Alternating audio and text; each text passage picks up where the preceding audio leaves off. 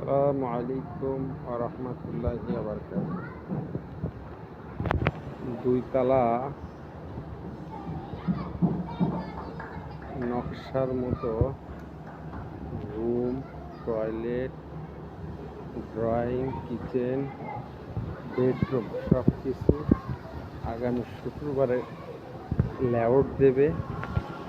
ফুলোর ধোয়া মোছার কাজ চলছে। এদিকে আমাদের সাদ্দাম ধুয়ে পরিষ্কার করতেছে,